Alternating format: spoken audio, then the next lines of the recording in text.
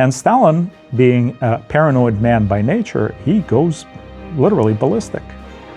And he summons his top aide, Lavrentiy Beria, the head of the NKVD, and he says, you have a special project. I need a bomb. I need the atomic. And to this day, there is this belief that brutality of the U.S., law enforcement actually put this lovely couple on the electric chair for nothing, for just them expressing their communist beliefs. That is not so. If you read, actually tells them, nah, my real name is Rudolf Ivanovich Abel. That was not his real name. Greville Wynne gets caught by the Soviets. Conan Malodi gets caught by the British, and they exchange. And that is, of course, what happened with the strangers on the bridge, on Glinicky Bridge, yes, where Rudolf Abel was ultimately exchanged with the great influence of James Donovan, not for one person, but for two. But the main one that the CIA wanted back was their so-called driver. The pilot of the U-2 spy plane that was shot down on May 1st, 1960, over the heart of Russia. So the CIA created a set of technologies prior to the prevalence of satellites that could take photos from way above, from the cosmos. They created a wonderful aircraft that could fly at an astounding 70,000 feet.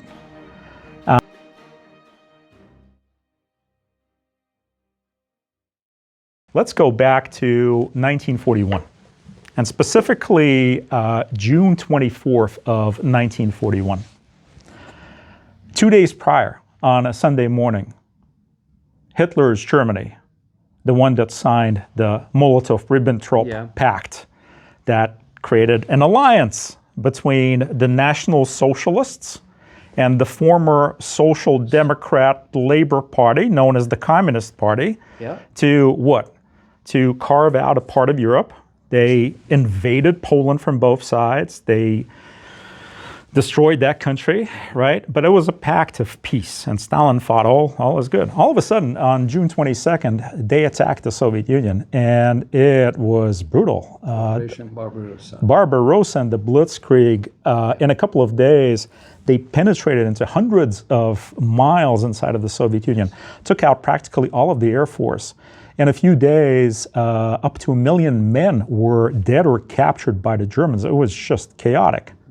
2 days after, a certain senator in Washington, D.C. says the following: if Germany is winning, we ought to help Russia.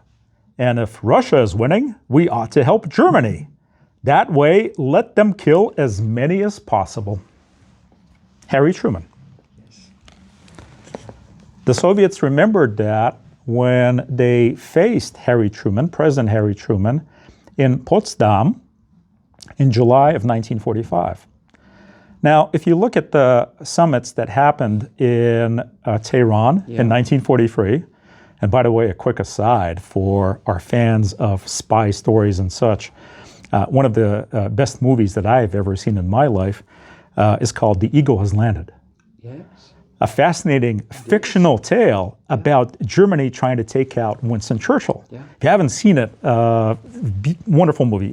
Go watch it. Yes. But I don't know if our audience knows, Kurosh, you probably know this, but there was actually a planned operation with the infamous Odo Scarzeni, who was the SS officer for special operations, and who saved Mussolini. He saved Mussolini. He exfiltrated Mussolini. Yes. But Otto was headed towards Tehran in 1943 because Hitler wanted Churchill, FDR, and Stalin in one go, eliminate them all. Yeah. Can you imagine how the world could have changed if Otto got his way? Yeah. But thanks to Soviet intelligence officers who deciphered certain communications, interrogated some of the spies that the Germans had in Iran, They prevented that catastrophe. And that was a pivotal moment because 1943, the tide is changing in Europe. They're talking about opening up the second front, and Sicily came first, and then, of course, Normandy came, and that gave Stalin a reprieve. And they're all friends. They're building that friendship and alliance. They meet again in Yalta in February of 1945. And again, if you look at the photos, and perhaps we can show them to our audience, the smiling photos of FDR in the middle and Churchill and Stalin, and they're all happy. Because although ideologies were different, but they were doing a common thing. Yes. They were destroying Nazism. They were liberating Europe in different ways, but they were doing that as an alliance. And that was the spirit that Stalin expected in July of 1945 in Potsdam, Germany. Victory has been achieved over Germany. Truman wants support from Stalin to go after Japan. The Soviet Union was actually neutral at that point in time. They did not declare war against the Japanese. They had a treaty with Japan. Exactly, Yes. Non-aggression pact, and Stalin kept to it. But here, Stalin actually meets with Truman for the first time, and he agrees. And the records of President Truman show that he was an elated man because it was great. The Soviets are going to come in from Sakhalin, they're going to attack the Kuril Islands, they're going to go from North Japan, we can complete. But of course, Truman had a dilemma. He knew that potentially tens, if not hundreds of thousands of American soldiers would die if there was an invasion of Japan proper. And on July 21st, as is recorded by those who had seen Truman, including his closest aides at the time, he was a changed man. He started bossing Stalin around, telling him where to go and what to do, and he had an ally. Churchill changed his stance. So what happened? 81 years ago, almost to the day that we're recording this session, the Trinity Project. If you haven't seen the wonderful movie by Christopher Nolan, Oppenheimer, go watch it. It's the whole story of J. Robert Oppenheimer and the Manhattan Project. But the reason I'm bringing it up, it actually has a lot to do with what I'm about to tell you about the true story of the atomic spies. So July 21st, Truman starts berating Stalin, and Stalin goes, what the hell is going on? And his intelligence whispers in the ear of the boss and says, they tested an atomic bomb. Of course, August 6th, Hiroshima, August 9th, Nagasaki. Two large cities obliterated by atomic explosions. And Stalin is in a panic. Okay, they have it. Soviets make overtures in terms of we're allies. No. Because, of course, Churchill and Truman have a different view of how things will be. And Churchill of course, never liked Stalin. Oh, he hated him. He hated him. He Churchill wasn't happy with Roosevelt to, supporting as if he's on the side of Stalin versus Churchill. So there was some tensions in those relationships. There's a whole backstory, which we're not going to go into today, but maybe one day, a whole backstory of how Stalin and his intelligence and political operators had infiltrated FDR's government. There's a whole backstory to that. Yes. And Churchill was conscious about that. He knew about it. And Churchill, of course, was a staunch hater of Bolshevism, communism, going back to his role as Secretary of War during World War I. Yeah. He wanted Lenin and Stalin annihilated, which never came to fruition. But in dire straits, right, 1940, when he was alone fighting the Nazis, FDR was out of it. Stalin was actually the ally of Hitler at that point in time. Churchill had to maneuver. He had to maneuver with both FDR, and then when Stalin was forced to enter the war since the summer of 1941, Churchill agreed with FDR that both should be providing the Lend-Lease and supplying Stalin because they knew that Stalin could put up the manpower. Into that brutal war that took the lives of more than 20 million Soviet citizens ultimately. So Churchill maneuvered, okay? Let's put it that way. But again, 1945, things change. He's now an ally of Truman, and they tell Stalin, no, you can't have the bomb. And Stalin, being a paranoid man by nature, he goes literally ballistic. And he summons his top aide, Lavrentiy Beria, the head of the NKVD, and he says, you have a special project. I need a bomb. I need the atomic bomb. Right now. Go get it.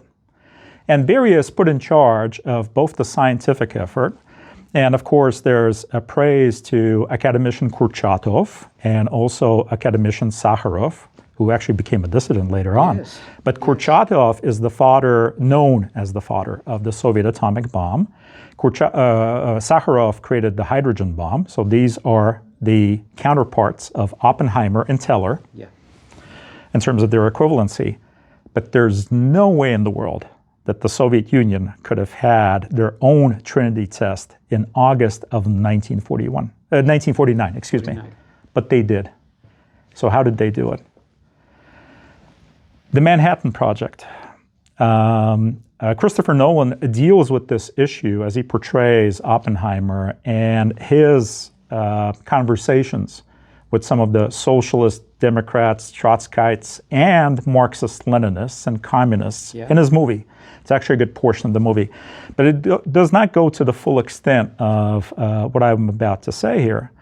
There were many, unfortunately, prominent scientists that were working under J. Robert Oppenheimer that he did not know how deep they were in terms of being in bed with the commies. And two examples that I'll just bring forth. One, going back to Colonel Feklissov, whom I met a couple of times.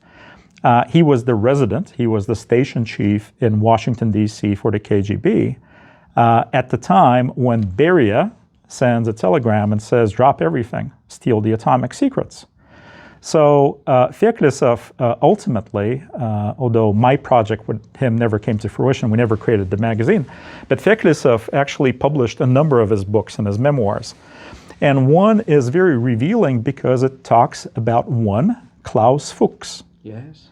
Again, to our audience, especially those who know the history of atomic secrets, they've probably heard the name because in 1950, British intelligence caught up with Klaus Fuchs, and he was arrested. Who was Klaus? He was a German scientist that came to the West, escaping Hitler's Germany, and he was a bright physicist whose contribution was both to the atomic and to the hydrogen bomb. He knew quite a few things. Actually, he worked with Teller. At one point, Teller said, I'm too lazy to do these calculations. Klaus, go do this. Yes. So a good portion of the scientific reasoning of how to create a thermonuclear explosion, it was in Klaus's mind. Yes.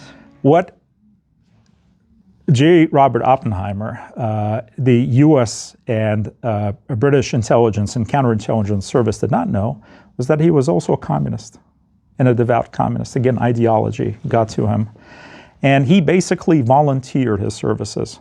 So if we look at the whole history of atomic secrets and how Stalin got them, primarily Feklissov was running a volunteer network. Klaus Fuchs came to them and started giving them a ton of information. Klaus Fuchs was actually run by one Harry Gold, who was a socialist, living in New York City. He was a go-between, so he would travel to Los Alamos and he would bring back some of the secrets, pass them on to the Soviets. Feklissov back to Moscow. Harry Gold, in turn, was connected to David Greenglass, who was a machinist working in the Manhattan Project, who also knew how to build the bomb. Yes. And David Greenglass, in turn, was connected to Julius and Ethel Rosenberg. And again, to our audience, you've probably heard the names Julius and Ethel Rosenberg. And to this day, there is this belief that brutality of the U.S., law enforcement actually put this lovely couple on the electric chair for nothing, for just them expressing their communist beliefs. That is not so. If you read Feklisov's memoirs, like I have in Russian, he explicitly talks about the many years that Julius and Ethel were, primarily Julius, were stealing different types of technology secrets. Julius was exposed to advanced radar systems, and when it came time to focus on the atomic secrets, he was part of it. He was passing it. So the operation that was conducted by the FBI, the prosecution, and the ultimate decision was absolutely justified because they helped the Soviets get the bomb. But here's where the story actually becomes interesting, and we go back to our talk about one Rudolf Ivanovich Abel, the Bridge of Spies, who, when he was captured by the FBI, and actually the movie begins with that scene where the FBI officers raid and a bewildered elderly gentleman is walking out of his bathroom and says, "Oh, guests." And they call him Colonel. And he says, "Why are you calling me Colonel?" But that to him was an indicator of who gave him up. Yes. But first and foremost, they were actually raiding the apartment of one Emil Robert Goldfuss, which was his cover, also known to the KGB as Mark since 1948. And Rudolf Abel, about whom there are a number of books, the best one that I could recommend was actually written by his defense lawyer, by James Donovan, the man who was in the arena, the man who was in the book. The Strangers on a Bridge, highly, highly recommended. The man who played Tom Hanks. To Tom Hanks, yeah, and he played him very well. Very well. If there are any young lawyers and aspiring lawyers out there, watch it and read it. Because this, to me, is the utmost example of an upstanding American gentleman who is doing a mission based on his heart, his soul, and his conviction. Yes. Now, James Donovan, by the way, he was a spy. He actually worked for the OSS during World War II. And what was the OSS? Predecessor of the CIA. Yes. Donovan was part of the prosecution at where? Nuremberg. He represented the American side against the Nazis. So he had very deep beliefs and convictions in terms of what's right and wrong in the world. He was an American patriot, but he was also a consummate lawyer with a conscience. And he did his absolute best to prevent Rudolf Ivanovich Abel, we'll get to his name in a second, from getting to the electric chair and then actually executing what is known as the Bridge of Spies, that whole exchange for Gary Powers and others. But okay, Emil Robert Goldfuss, as the FBI believes. But then the captured person, who they addressed as the colonel, actually tells them, "Nah, my real name is Rudolf Ivanovich Abel." That was not his real name. Even at that moment, he didn't give his real name. No. He gave the American side very little, ultimately, although he was facing the electric chair, which was later transformed into a sentence of 30 years. And he was an old man. It was basically the remainder of his life in a U.S. penitentiary. He said, Rudolf Ivanovich Abel, to send a signal to Moscow that they captured him without revealing his true name of William August Fisher. Rudolf Ivanovich Abel was the name of his friend, who was also a KGB officer, but he was out of the picture at the time. But he knew that Moscow Central would know that only he could use that name. So he was basically floating a balloon. It was a signal to Moscow indirectly. So he was the consummate spy, and he played the game to the very end. And as the movie portrays, an ultimately stoic man in terms of his behavior and his conduct, and a tremendous example. He was posing as a semi-retired artist, actually, in New York City, which allowed him to travel around town and paint some pictures. And again, back to my personal connections, I actually held in my hands a lithograph signed personally by Rudolf Ivanovich Abel. I know where that lithograph is right now on the outskirts of Moscow. I'm not going to name the name of the person who owns it just because he's an old gentleman dying of cancer and heart and lung problems and all that. But he still has a shotgun, and he has a big hound that will bite the burglar's head off, so I won't want to keep him safe. But that man that I'm talking about, he actually met Colonel Abel, or Fisher, which was his real name, after he was exchanged on that bridge. The movie portrays it as sort of a sad ending. We don't know what's going to happen to him. He was interrogated, of course, by the KGB, but very quickly they realized that he gave up nothing, and they praised him, and they put him back into circulation, training new officers. So the person I'm referring to was actually in what is known as the les, or forest. The CIA has what they call the farm, training new officers. This young officer at the time, in the late 1960s, was in the les, and he attended a few lectures of Colonel Abel, telling him how to spy on the Americans, and apparently he did well, and he was awarded with this personal lithograph with his signature. That's an aside. But what did Abel do? Abel actually ran a network that was very effective. It's not portrayed in the movie. Donovan talks a little bit about this, but I read some of the memoirs that were of the people that were involved. And the network was very effective. In addition, and by the way, Abel, through dead drops and covert communications, he reported to Feklisov in Washington, D.C. Oh, okay. So Feklisov was under diplomatic cover. Abel was known as an illegal. And again, a book for our audience to look. The whole system of illegals. What are illegals? Let's talk about them a little bit. Deep, deep undercover agents. People who would look like, behave like, talk like, and be just like any typical American or British citizen or Canadian or other Western nation citizen. A program that was developed in the Soviet Union starting in the late 1920s, early 1930s by a officer by the name of Pavel Sudoplatov. Sudoplatov actually recruited William August Fisher because Abel Fisher was born in the UK. His dad, Heinrich Fisher, was of German origin, a sympathizer to Lenin and the Socialist Democrats that got kicked out of the Russian Empire because of his sympathy, and he landed in the UK. So young William was actually born and raised in Newcastle upon Tyne. And that's why in the movie, when he speaks with a Northern English accent. Yes. That was his natural way of speaking in English. So Sudoplatov recruited him in the 1920s and 1930s because this is really a foreigner.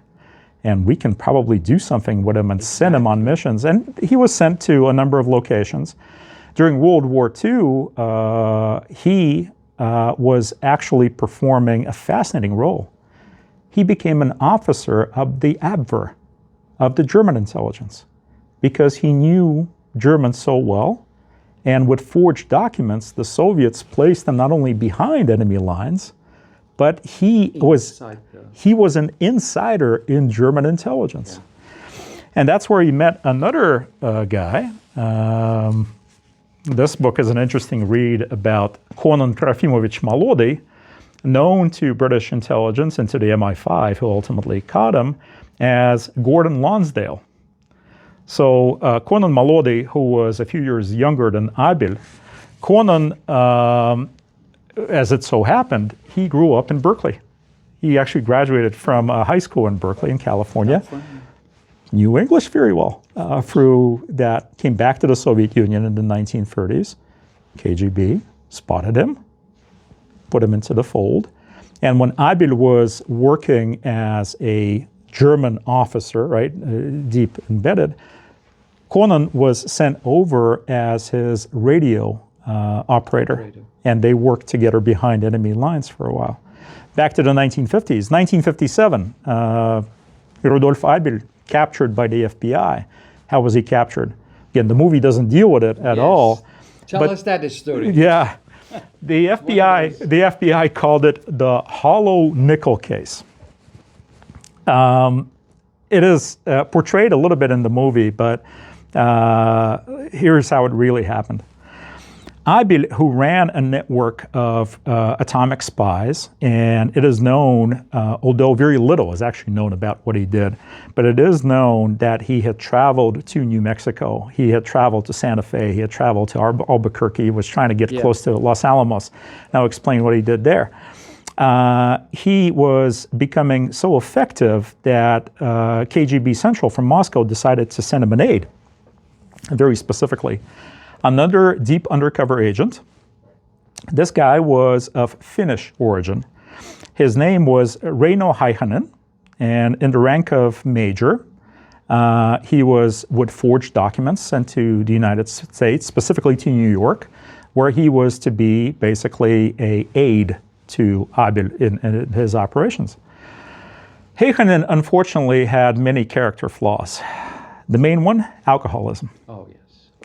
So the reason it's called the hollow nickel case is that in the movie, they actually show it in the very beginning, where Rudolf takes a nickel, an American coin, and very carefully splits it apart, opens it up, and there is microfilm, microcode that he unwraps, and he starts to decipher.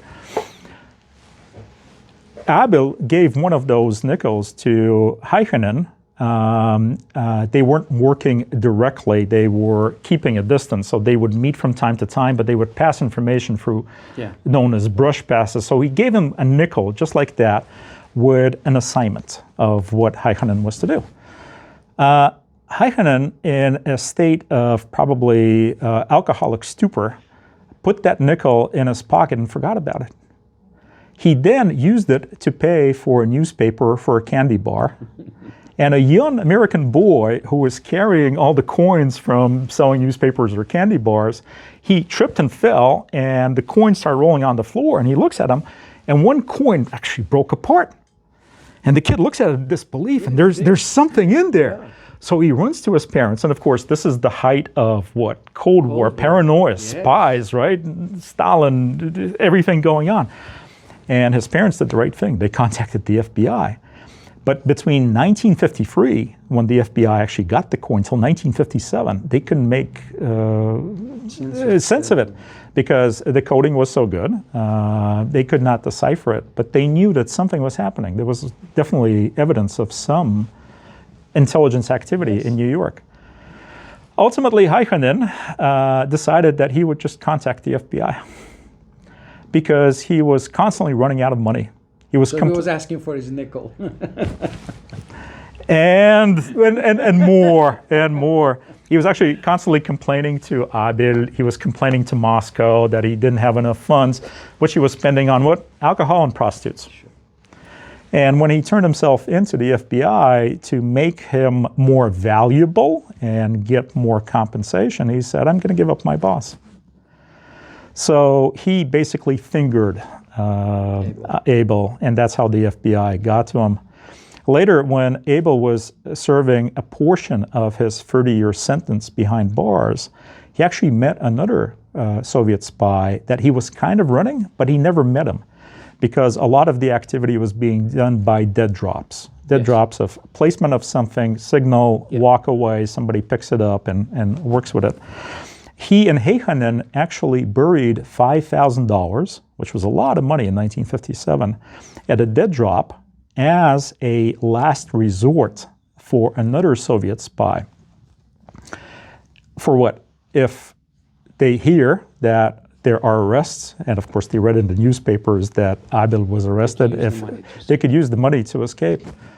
Well, when that spy went to the dead drop, the $5,000 were not there. Oh my God. Who got him? Heihanen. Spent them on alcohol and women, right?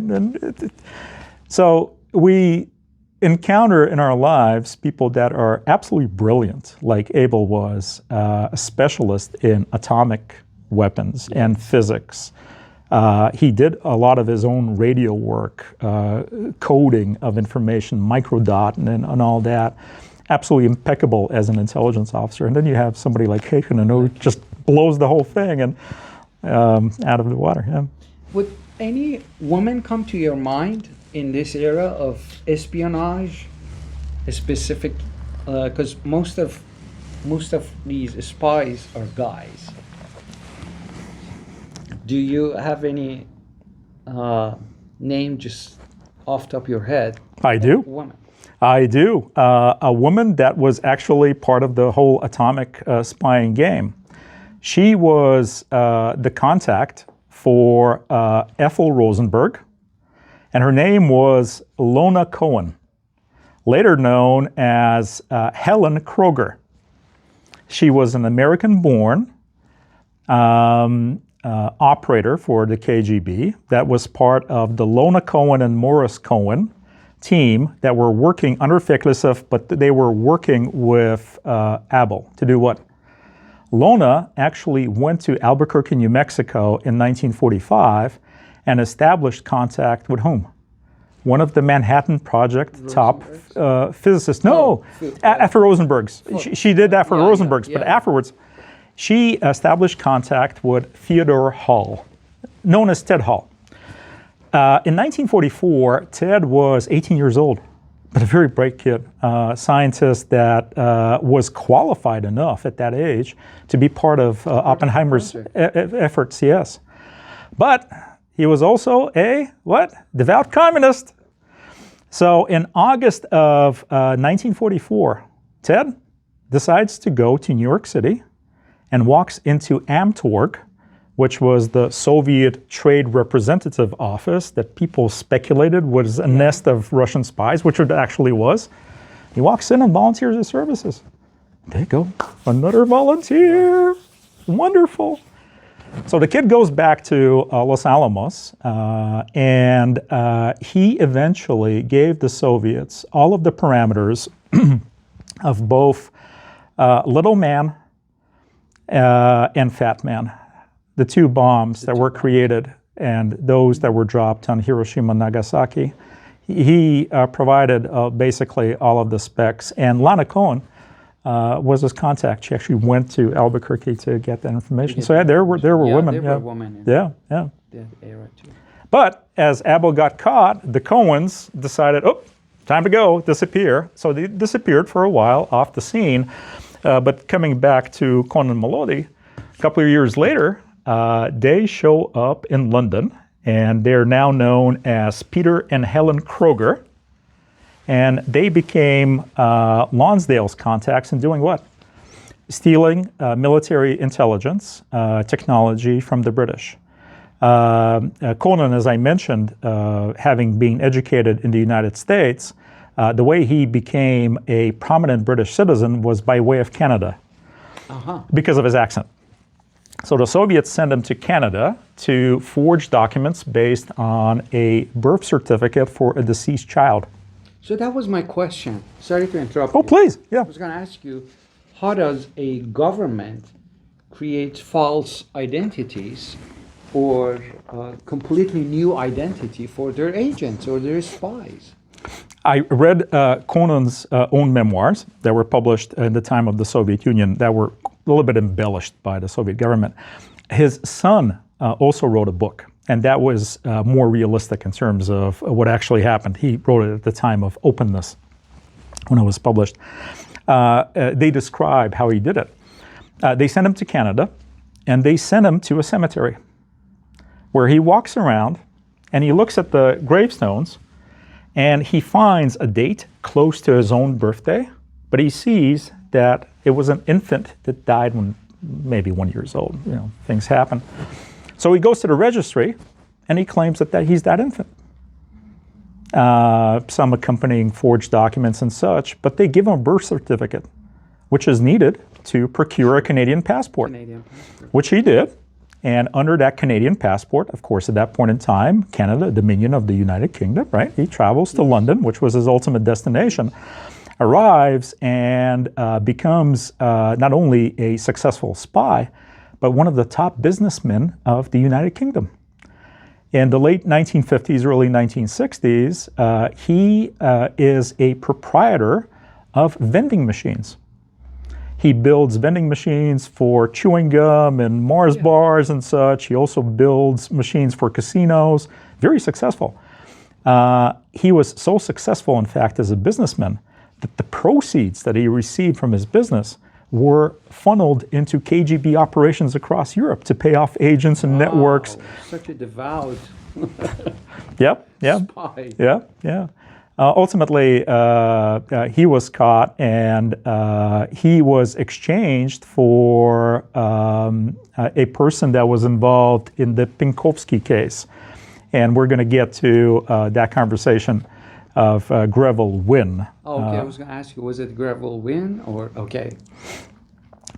Perhaps let's talk about Greville Wynne and that exchange. Let's talk about Abel and Powers, Francis Gary Powers, and maybe we pause for this episode, and we'll leave a few cliffhangers and teasers for our audience about what's to come, because there's a whole bunch of fascinating stuff. By the way, Kourosh, did you mention the opening that we have an atomic bomb in the room with us right now? Oh no, I you forgot did not? to tell you. Oh. Alexey brought us a atomic bomb model. It's a model. Anybody listening? Yes. But it's a full-scale model, and it's actually in the shot with us, as you see, but you can't see it. You can't see it. But I will show you how miniature things actually got. We'll talk about that. Towards the end of this. That was 60s, 70s. We'll get into the Cuban Missile Crisis. We're going to get into Able Archer, the brink of nuclear war in 1983. We're going to talk about nuclear disarmament. We're going to talk about tactical nukes in episode 2. Yes. But to finish up this story of the atomic spies, Greville Wynne, as I mentioned, Greville was a person that was recruited by British intelligence, and he's actually portrayed in 2 movies and 1 book. He's portrayed by Benedict Cumberbatch in the movie called The Courier. Yes. Brilliant movie. As the go-between between Oleg Penkovsky, whom I mentioned, the widow of whom I had actually the pleasure of working with, Vera Dmitrievna Gapanovich. When Oleg Penkovsky came onto the scene, Oleg Penkovsky was a Soviet a military spy, so he is a member of the GRU, and he would travel to the West for fairly frequent visits. On the one hand, he was not thrilled, to put it mildly, with the Soviet system, so he had some ideological beliefs between what he saw in the Soviet Union and what he believed was the better way of life. But he was also susceptible to things. He liked expensive things, and he got paid off. He was also a womanizer, so that was exploited by his handlers in the MI6 and also the CIA. Perhaps personal dislike of Khrushchev, or? That also came into play because Penkovsky was more of the Stalinist generation. Khrushchev comes in, starts changing things. Khrushchev also started limiting, he actually disbanded a good portion of the Soviet military because he thought the Soviet Union was spending too much money. Anyway, he had a whole bunch of things in his head, but he volunteered to do work for the MI6 and the CIA. And he was actually very helpful. We're going to talk about his role when we get to the Cuban Missile Crisis in a second. But he gets caught. And in addition to the Penkovsky papers that were published in the West, I actually read the highly circulated case file that the Soviets produced. And they circulated about 100,000 copies throughout the Soviet Union of the actual case, of what he admitted to and all the spying that was going on. But Greville Wynne, back to him, he was not a spy. No. He was a businessman. Simple salesman. Yes, and he was asked to be a courier. And he's also portrayed by Sean Connery, in a way, in the movie The Russia House. Because, of course, as we mentioned, John le Carré, he took real-world stories and he packaged them. So the wonderful book, The Russia House, about a book salesman that goes to the Soviet Union and helps procure some of the atomic secrets from the Soviets to the West, as played by Sean Connery. That's, in a way, that's Greville Wynne's story of what he was doing, with a few embellishments there. But anyway, Greville Wynne gets caught by the Soviets. Conan Malodi gets caught by the British, and they exchange. And that is, of course, what happened with the strangers on the bridge, on Glinicky Bridge, Yes. where Rudolf Abel was ultimately exchanged with the great influence of James Donovan, not for one person, but for two. But the main one that the CIA wanted back was their so-called driver. The pilot of the U-2 spy plane that was shot down on May 1st, 1960, over the heart of Russia. So the CIA created a set of technologies prior to the prevalence of satellites that could take photos from way above, from the cosmos. They created a wonderful aircraft that could fly at an astounding 70,000 feet. And the CIA and the Lockheed Martin Skunk Works that produced the U-2, they thought the Soviets don't have any missiles that could reach that. They can't hit us. So Francis Gary Powers, on that fateful day, leaving the base in Peshawar, Pakistan, and he was to land in Norway. So if you look at a map, that's basically the whole of the Soviet Union that he was covering. He thought that he was safe. Not so. As it turned out, the Soviets had just installed new missile technology, and a missile ripped his plane apart, and Gary found himself in a very precarious situation. There was a wonderful book by another American historian, author, Michael Beschloss. It's called Mayday, Mayday. Mayday as a sign of distress, and also May Day because it was a Soviet holiday.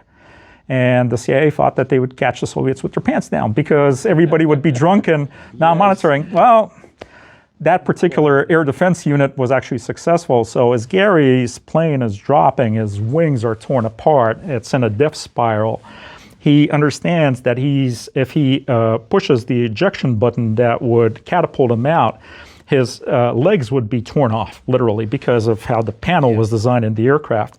So he decides that he would blow the canopy and try to crawl out. But as he does that, the plane is, of course, contorting.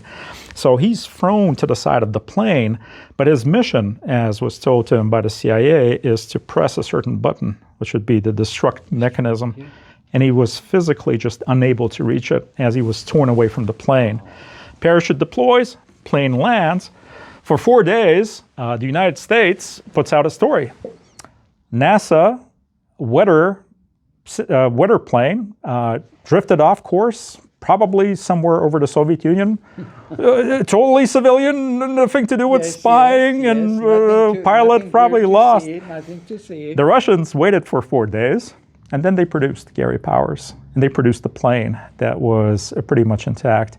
I actually saw this plane with my own eyes. It's still on display in the Central Army Museum in downtown Moscow, including a spy kit, including the infamous silver dollar that contains a potassium cyanide needle that he was told to use upon himself to kill himself because they didn't want his head to get into the hands of the KGB. But it did. And he survived, and of course, the end of the Abel story was the exchange of Rudolf Abel with Gary Powers, and another American student that Donovan was able to liberate. And this happened in 1957? No, Gary was shot down on May 1st of 1960, so this would be around 62, 63. Memory serves. We can look at this book, but we're not going to bore our audience. You can do some research at home, Oh, yeah, he was,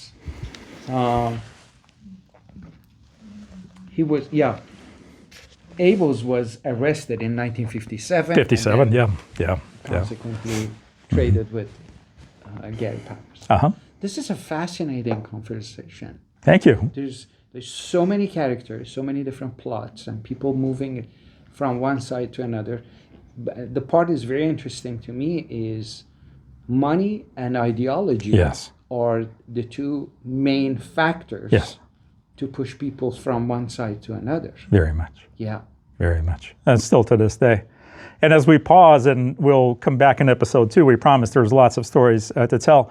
The way I try to tell these stories, Kurosh, and to our audience, I show you books, I give you reference materials. There's such a wealth of open source information out there about all of this. Please read, please watch, please learn. And also, please give us feedback. If you would like to comment and ask questions, we can always come back and double click and triple click. I'm just giving you 10,000-foot view of things to the best of my ability. Yes, please give us your feedbacks. Just to close this, I have a question. Please, yeah.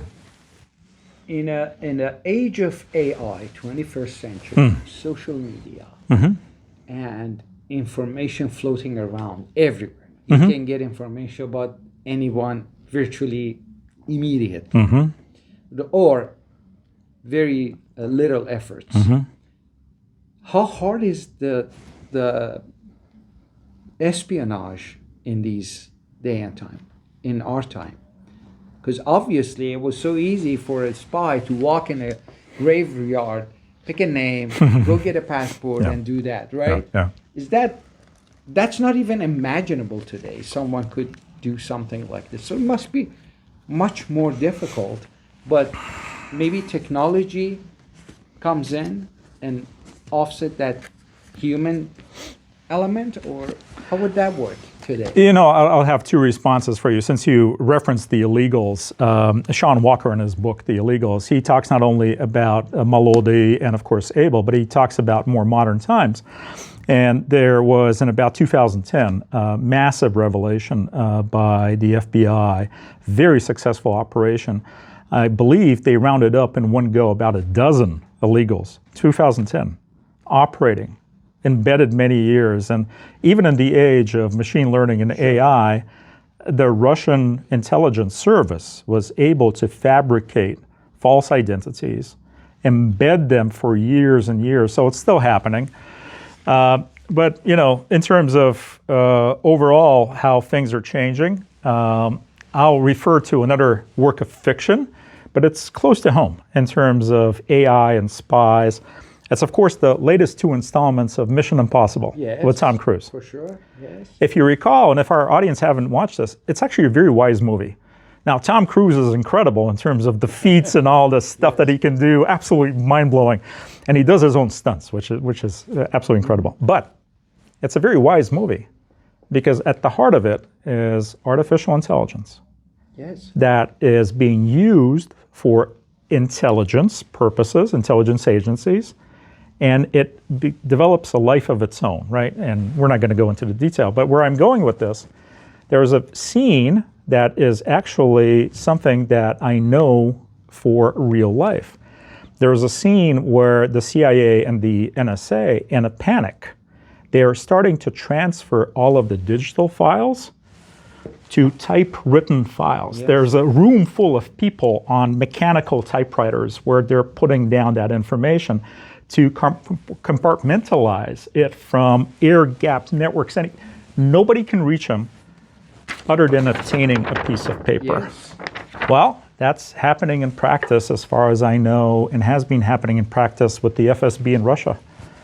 The FSB back in about 2010, coincidentally or not with that illegals case, they placed, and very publicly too, sending a message, they placed a massive order for mechanical typewriters and also for pencils and erasers. So they're putting a lot of things in this form, and the only way to get to them would be a human spy, like a Tom Cruise, breaking into a vault and actually stealing secrets from case files and books. They don't trust a lot of things to. So is there a role for spies? There still is, Absolutely, absolutely. There are pros and cons of using technology in espionage and anti-espionage. Alexey, thank you very much. I can't wait for us to get to the next episode. And Cuban Missile Crisis, Abel Archer, a whole bunch of things. There's a lot of characters still to talk about. And not to mention that the satellites of Soviet Union at the time, most infamous is Germany. Which there's Stasi. a lot of stories. Yeah. Okay, thank you very much. Thank you. Appreciate it. And thank you all for watching. Until the next time, goodbye.